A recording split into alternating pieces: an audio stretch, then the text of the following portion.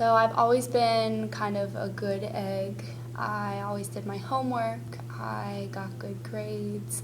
I was constantly playing a sport, which kept me out of trouble. I was very family oriented. I valued family the most. I was just all around a good egg. And then I got to my senior year, and I already had enough credits to graduate, so I was losing all motivation. And then my parents were always kind of sheltering, and I wanted freedoms and, no rules. And I remember turning 18, and all of a sudden, I was under the impression that rules didn't apply to me, that I should be able to do what I want when I want. And I also got my first boyfriend shortly after I turned 18, and my parents did not approve of him whatsoever. So basically, I just kind of rebelled. I went against them. I started, my grades were slipping. I started doing things that I didn't believe in. I started drinking a lot, partying a lot, trying other things that I absolutely wouldn't have, beforehand.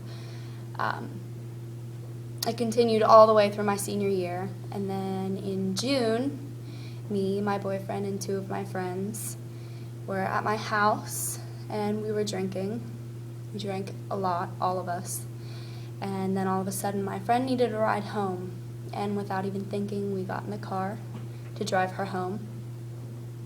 And I don't even remember exactly what happened. I just remember opening my eyes and seeing, glass everywhere and airbags and, the car being smashed. And I remember seeing cop lights, blue and red lights, and obviously we'd crashed. My boyfriend dislocated his jaw, broke his arm, broke his leg.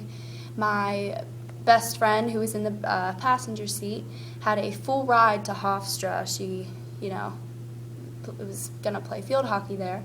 She broke her collarbone and could not play field hockey her first year, and therefore she lost all of her money.